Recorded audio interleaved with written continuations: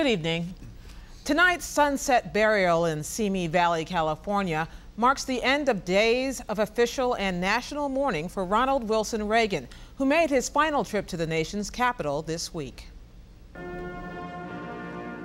President Reagan's coffin was carried up the same west-facing Capitol building steps he used to accept the oath of office in 1981. It is time to check and reverse the growth of government, which shows signs of having grown beyond the consent of the governed. After 2 terms, President Reagan left Washington 15 years ago.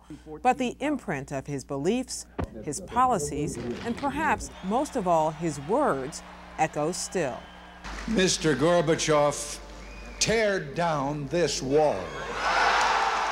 We did not, repeat, did not trade weapons or anything else for hostages, nor will we. The past few days, when I've been at that window upstairs, I've thought a bit of the shining city upon a hill. And how stands the city on this winter night?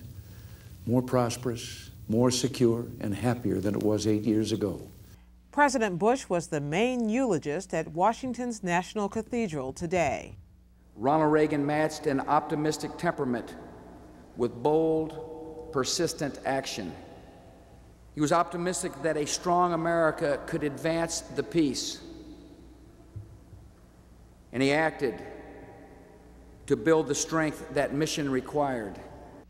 George W. Bush's words today could not help but conjure up comparison between the 2 Republican presidents. His remarks also brought to the public ceremony evidence of the scarcely concealed yet respectful debate which has been consuming much of official Washington this week. What kind of president was Ronald Reagan really? And how much did his presidency transform us? Tonight we turn to Dan Balz to give us the domestic view and to Tom Gjelten for the foreign policy impact. Dan, first with you. Gwen, I think it will be obviously left to historians to figure out where Reagan fits precisely in the panoply of presidents that we've had. But there is no question that probably more than any president we've had since Franklin Roosevelt, he moved this country politically. He moved his party politically. He moved the Democratic Party. Both moved to the right. He moved the power center of this country from the Northeast to the Sun Belt on tax cuts, on welfare reform, on attacks on big government, on a whole series of areas. He opened up a debate that still echoes here in Washington. And Tom, when we look at the foreign policy legacy, for lack, bequest almost, of Ronald Reagan to the current president, what do we see?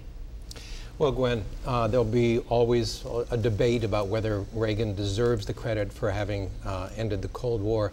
But I think there's one point that and Dan, as a political writer, you'd appreciate this, that needs to be brought out, and that is that Reagan was ultimately a politician. And that, I think, is one of the big contributions that he made to foreign policy. If you look at this comment, Mr. Gorbachev, tear down the wall, it wasn't so much the words as the timing of when he said that.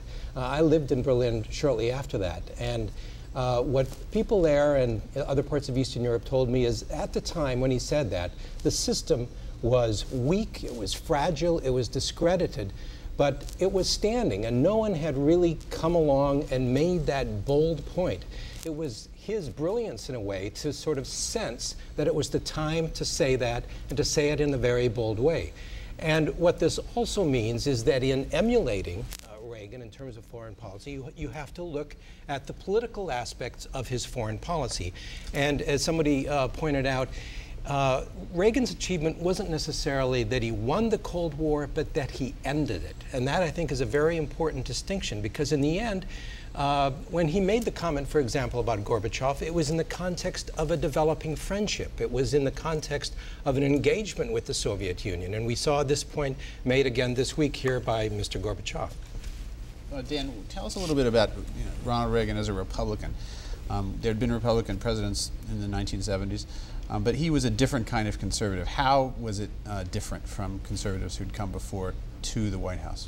Mike, there's no, he built on what had been there in the outlines of the Barry Goldwater campaign in 1964. I mean, many people mark that as the birth of the modern Republican Party and a conservative Republican Party.